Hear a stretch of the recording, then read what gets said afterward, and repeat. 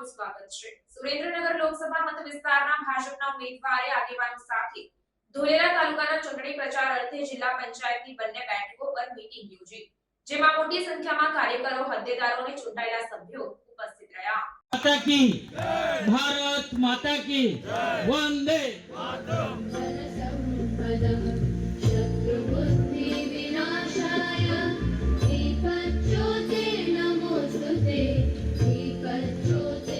નવ સુરેન્દ્રનગર લોકસભા બેઠક પરના ભાજપના ઉમેદવાર ચંદુભાઈ શિહોરા દ્વારા જિલ્લા પંચાયતની સીટ વાઇઝ બેઠકો કરી, જેમાં મત વિસ્તારમાં આવતા અમદાવાદ જિલ્લાના ધોલેરા તાલુકાની બંને જિલ્લા પંચાયત બેઠકો પર ચૂંટણી પ્રચાર સભા યોજવામાં આવી હતી, જેમાં હેબતપુર તેમજ આંબડી ગામે સભાનું આયોજન કરવામાં આવ્યું। જે બેઠકમાં સ્થાનિક ભાજપના હોદ્દેદારો નવ સુરેન્દ્રનગર લોકસભા બેઠક પરના ભાજપના ઉમેદવાર ચંદુભાઈ શિહોરા દ્વારા જિલ્લા પંચાયતની સીટ વાઇઝ બેઠકો કરી, જેમાં મત વિસ્તારમાં આવતા અમદાવાદ જિલ્લાના ધોલેરા તાલુકાની બંને જિલ્લા પંચાયત બેઠકો પર ચૂંટણી પ્રચાર સભા યોજવામાં આવી હતી, જેમાં હેબતપુર તેમજ આંબડી ગામે સભાનું આયોજન કરવામાં આવ્યું। જે બેઠકમાં સ્થાનિક ભાજપના હોદ્દેદારો, કાર્યકરો, ચૂંટાયેલા સભ્યો સહિતના મોટી સંખ્યામાં લોકો ઉપસ્થિત રહ્યા હતા અને ઉમેદવાર ચંદુભાઈ શિહોરાનું પુષ્પહાર અને પુષ્પગુચ્છથી સ્વાગત સન્માન કરવામાં આવ્યું અને ગત વિધાનસભાની ચૂંટણીમાં આપેલ મતો કરતાં પણ વધુ બહુમતીથી ચૂંટાઈ લાવવાનું આશ્વાસન આપતા ઉમેદવારને ભવ્ય જીત આપવાનો વિશ્વાસ આપ્યો હતો।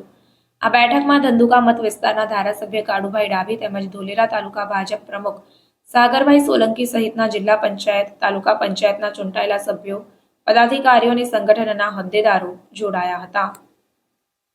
આજે ઉમેદવારનો ચૂંટણી પ્રચાર, ક્યાં ક્યાં બેઠક, કેવા પ્રકારનું આયોજન? આજ રોજ તારીખ 8/4/2024ના રોજ ધોલેરા તાલુકાના જિલ્લા પંચાયતની 2 સીટો છે। બંને સીટમાં હેબતપુર અને આંબલી મુકામે લોકસભાના સંસદના ઉમેદવાર ચંદુભાઈ શિહોરાના આજે બેઠકો રાખવામાં આવી હતી। તેમની સાથે આ વિસ્તારના લોકલાડીલા ધારાસભ્ય કાળુભાઈ ડાભી પણ હાજર હતા અને ધોલેરા તાલુકાના શક્તિ કેન્દ્રના ઇન્ચાર્જ, ધોલેરા મંડળના તમામ સંગઠનના હોદ્દેદારશ્રીઓ, તાલુકા અને જિલ્લા પંચાયત ચૂંટણી લડેલા સદસ્યો તેમજ પેજ પ્રમુખ અને બૂથ સમિતિના સભ્યો હાજર રહ્યા હતા અને આશાવાદ સાથે ચંદુભાઈને આ વિસ્તારની અંદર ધારાસભ્યને જે લીડ મળી છે એના કરતાં પણ સારી લીડ મળે એવો આશાવાદ વ્યક્ત કરવામાં આવ્યો।